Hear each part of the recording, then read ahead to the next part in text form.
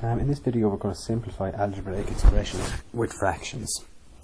Before we do the algebraic expressions though, we look at just normal fractions, okay, without any algebra. So if you look over here, let's just take a very simple, let's say if I wanted to add 1/4 and 2/4. Well, what I'll do to add those is add the top, and I get 3, add the bottom, and I get 4. Okay, so 1/4 and 2/4 equals 3/4. And I think that's fairly self-explanatory. But if we come down here, we want to add a half and a third. Now, there's a bit of a problem here in that the denominators are different. Okay, so it's not that easy to add. Like if I add a half and a third, I'm not really sure what that is off the top of my head. I can't just add the top two. I can't do this.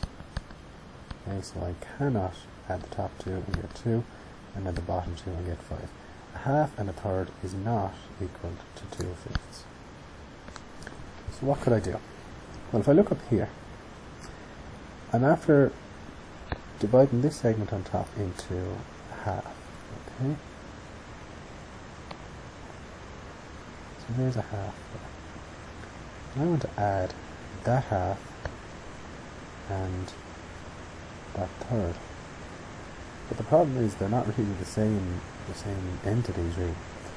But what if I could do this? What if I could see, I suppose, look at a common denominator really, but what if I took a fraction that went evenly into a third and evenly into a half? When I'm looking here and I'm seeing sixths, I know that a half is actually 3/6, and I know a third is 2/6. So if I could change this half into sixths and this third into sixth also, well, then I should be able to add the sixths together and see what a half and a third is. So here's how I do it. I'm going to change the whole lot of these into sixths. Now how do I change this half into sixths? Well, I change my denominator to sixths, and I ask myself, how many times does 2 go into 6? And 2 goes into 6 3 times. And there's a 1 on top here, so I multiply that by 1. And if there was a 2 on top, I'd multiply it by 2. And now, 3 goes into 6 twice, and there's a 1 on top. Okay, so really what this is saying is, well actually I'll simplify it out first. So 1 multiplied by 3 is 3, and 1 multiplied by 2 is 2 over 6.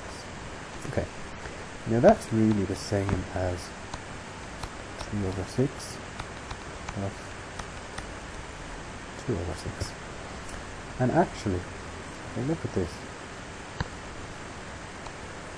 3 over 6 is actually the same as 3/6, which is the same as a half. And 2 over 6 is there, and that is actually the same as a third. So I'm actually after changing these halves and thirds into sixths. What I'm after finding is a common denominator, and I'm after changing, as I said, the halves and thirds into sixths, into things that I can add together. Now the denominator is the same. So now I can say 3 and 2 is 5, and the 5 is 6. Okay? Is that okay? Hope so. Okay. Now over here we have something similar. We have two fractions, but they're over different denominators. The only difference is we have some algebra here. Okay? But we would do the exact same as we did the last one. Okay? So, what, and I suppose here's the way you'd ask it to yourself, what number does 2 and 3 divide evenly into? 6. Now how many times does 2 divide into 6? 3. And what's on top? 3x plus 4. Plus, because that's a plus. How many times does 3 divide into 6? Twice. And on top we already have 2x. So that equals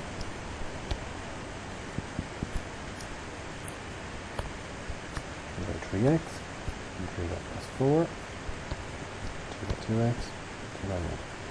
So let's start multiplying there. 3 by 3x, 9x, 3 by 4, plus 12, plus 2 by 2x, 4x, and plus 2 by 1 is plus 2. And we just simplify this out now. Any things we can add together, we can add the 9x and the 4x, and we will get 13x, and the 12 and the 2 is 14. That's all over 6. Okay, so that's that simplified. Okay, so the next question. This question here is something similar, except now we notice the algebra is on the bottom, so the algebra is in the denominators. Okay, so this works out, it's similar enough, but instead of looking for something that x plus 4 and x minus 1 divide evenly into, we should make this very easy on ourselves. If I put the both of them as the denominator, so if I put the both of them multiplying each other as the denominator, then why would I do that? Well, I asked myself, does x plus 4 divide evenly into x plus 4 multiplied by x minus 1? It does. X plus 4 divides into x plus 4 multiplied by x minus 1, x minus 1 times. Okay, and maybe I'll show you better over here. If I had, let's say if I had a 3 and a 2, okay? Now, if I was to get a common denominator, I could say 6, yeah? And I could say 3 divides into 6 twice, and 2 divides into 6 twice.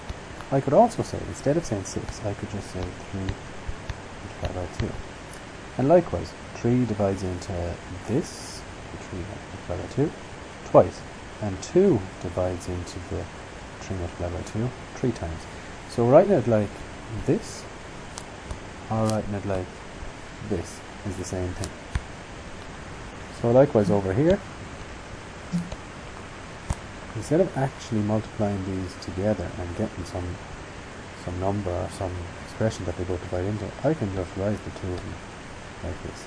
Now, I ask myself, how many times does x plus 4 divide into x plus 4 multiplied by x minus 1? Well, it divides into x minus 1 times. And there's a 2 already on top. We have a plus, and then how many times does x minus 1 divide into x plus 4 multiplied by x minus 1 times? Well, it divides into x plus 4 times. And we already have a 3 on top. We will multiply out our brackets. This for this, this for this, this for this. And we get 2x minus 2 plus 3x plus 4 all over x plus 4, x minus 1. Simplifying that further, 2x and 3x is 5x, and minus 2 plus 4 is plus 2. And that's all over x plus 4 multiplied by x minus 1. And that's as simple as we can make it. I suppose if we wanted, we don't have to, but if we wanted, we could leave the numerator the same, and we could multiply out this, that by that, that by that, that by that, that by that, and we get x squared minus x plus 4x minus 4, which should be equal to 5x plus 2 all over x squared plus 3x minus 4. Okay, so we could have it like that, or we could just leave it like Okay.